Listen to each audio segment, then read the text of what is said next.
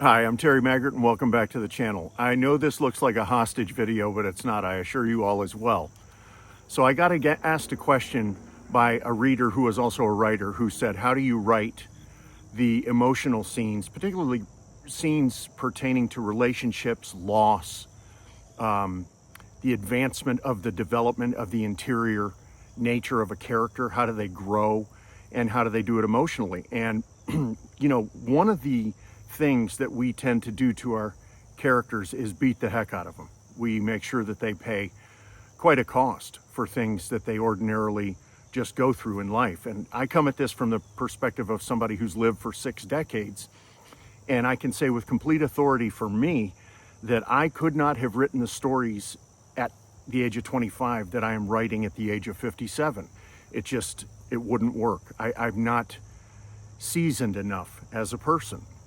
So it's interesting that I'm writing this from this moment in time because this is roughly the 30th anniversary of my mother's passing.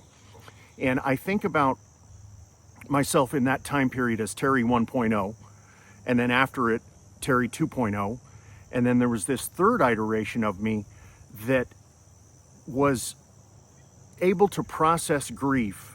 And I don't want to use the term use grief as fuel, but certainly use emotion as fuel. That, I think, is germane to the conversation that we're having. I think that grief, for me, is one of those things that every year, your memory of a loss changes. And the way that you process that loss and the way that that loss affects you. It certainly changes as you age. It certainly changes with how you choose to use the memory. If you remember a person fondly, and I remember my mother very fondly, I miss her to this day, but I don't feel the same way that I did. I miss her in a much more wholesome way than I did 25 or 30 years ago. Then it was just too raw. And I think that kind of raw emotion is, for me, it was not good fuel. It was radioactive. It was something that I couldn't handle safely and try to use as a motivation for a creative process that I hoped would be the rest of my life. So as I've aged, the edges get chipped off a little. You get rounded down, you get smoothed down flat by time and events and things like that. But you tend to remember the high points of moments. And I've always said that life is a series of moments. I have thought that for a long time. Some of them are bad moments, and some of them are really, really good moments. Somewhere in between the two is a mix of emotions that you can use to create a story that feels authentic. And in a sense, it is authentic. It doesn't matter if I write about a 4-armed space gorilla out in space who loves cheese and hates pants.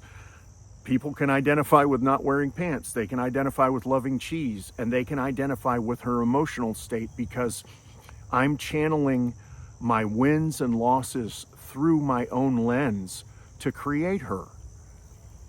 But once again, I go back to the original point, which is there is a path forward when grief is raw to use it, I'm sure.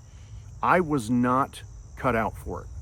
I simply was not built to take this open wound of grief and be able to create with it. I've met people who can do that. They go through an incredible loss and they turn right around and start writing elegant poetry or a story driven by the narrative of their moment. I wasn't able to do that. In fact, I didn't do anything creative for 12 years. What happened was I was Terry 1.0, and then Terry 2.0 was not in any headspace to create anything except sadness and maybe sort of sleepwalking.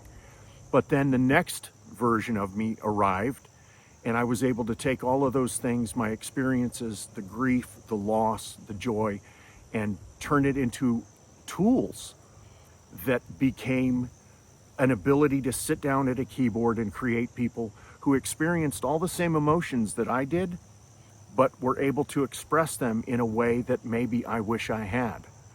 And some people like to replay conversations in the shower about things that they wish had gone this way or that way. Well, writers, one of our secret weapons that we have that we don't talk about is we get to work out all of the wrongs done to us and all of the rights done to us and reward those in our stories.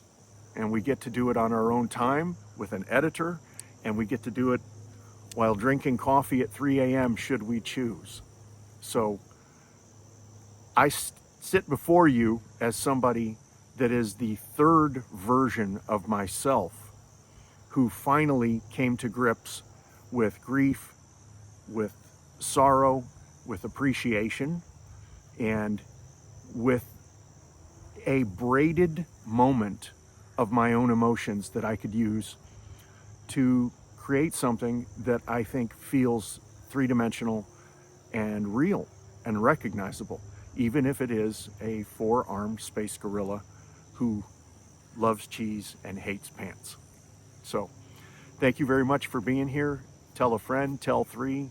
If you want to hear farm reports and stuff that's going on here in between books, sign up for the newsletter. I'll drop the link below. I hope that your memories are good.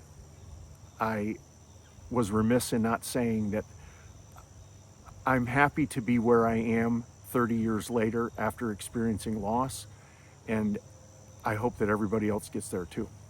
Thank you.